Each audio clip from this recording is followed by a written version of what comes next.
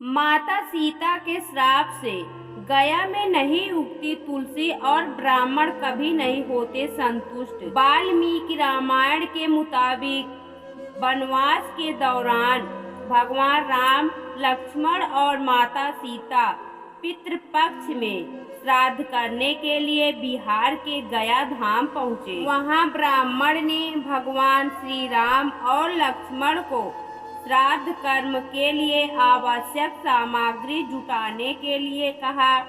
इस पर भगवान राम व लक्ष्मण नगर की ओर सामान लाने के लिए निकल पड़े। ब्राह्मण देव ने माता सीता से आग्रह किया कि पिंडदान का समय निकलता जा रहा है। यह सुनकर माता सीता की व्यग्रता भी बढ़ती जा रही थी, क्योंकि श्री राम और लक्ष्मण अभी नहीं लौटे थे। इसी दौरान दशरथ जी की आत्मा ने उन्हें आभास कराया कि पिंडदान का वक्त बीता जा रहा है। यह जानकर माता सीता असमंजस में पड़ गईं। तब माता सीता ने समय के महत्व को समझते हुए यह निर्णय लिया कि वह स्वयं अपने ससुर राजा दशरथ का पिंडदान करेंगी। उन्होंने फाल्गु नदी के साथ साथ वट वृक्ष, कौवा, तुलसी, ब्राह्मण व गाय को साक्षी मानकर स्वर्गीय राजा दशरथ का पिंडदान विधि विधान के साथ किया।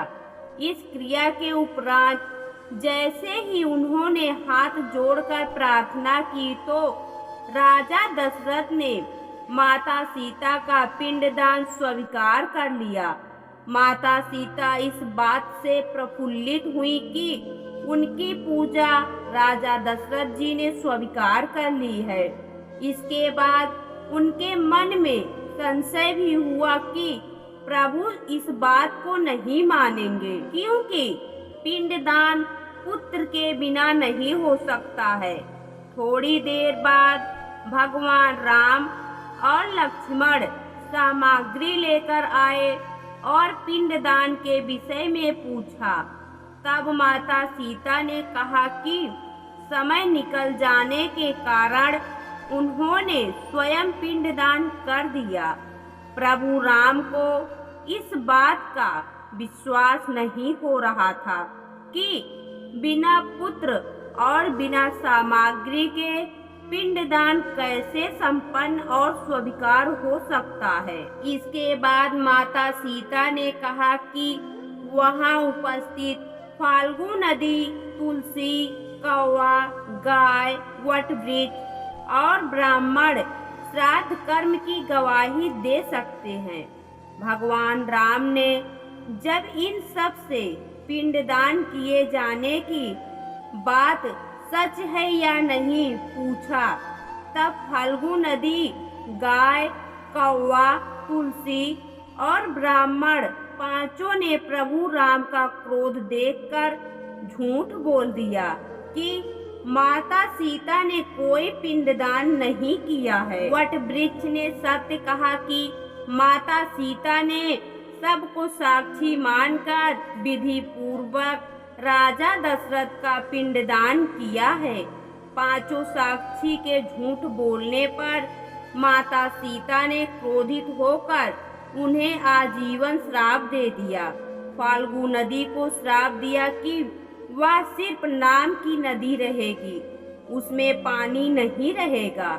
इसी कारण फाल्गु नदी आज भी गया में सूखी है। गाय को श्राप दिया कि गाय पूजनीय होकर भी सिर्फ उसके पिछले हिस्से की पूजा की जाएगी और गाय को खाने के लिए दर बदर भटकना पड़ेगा। आज भी हिंदू धर्म में गाय के सिर्फ पिछले हिस्से की पूजा की जाती है। माता सीता ने ब्राह्मण को कभी भी संतुष्ट न होने और कितना भी मिले उसकी दरिद्रता हमेशा बनी रहेगी का श्राप दिया। इसी कारण ब्राह्मण कभी दान दक्षिणा के बाद भी नहीं संतुष्ट होते। माता सीता ने तुलसी को श्राप दिया कि वह कभी भी गया की मिट्टी में नहीं उगेगी। यह आज तक सत्य है कि गया की मिट्टी में तुलसी नहीं फलती और कौवे को हमेशा लड़ झगड़ कर खाने का श्राप दिया था। कौवा आज भी खाना अकेले नहीं खाता है। माता सीता ने जहाँ इन पांचों को श्राप दिया, वहीं सच बोलने पर वट वृक्ष को आशीर्वाद दिया कि उसे लंबी आयु प्राप्त होगी, वह दूसरों को छाया प्रदान करेगा।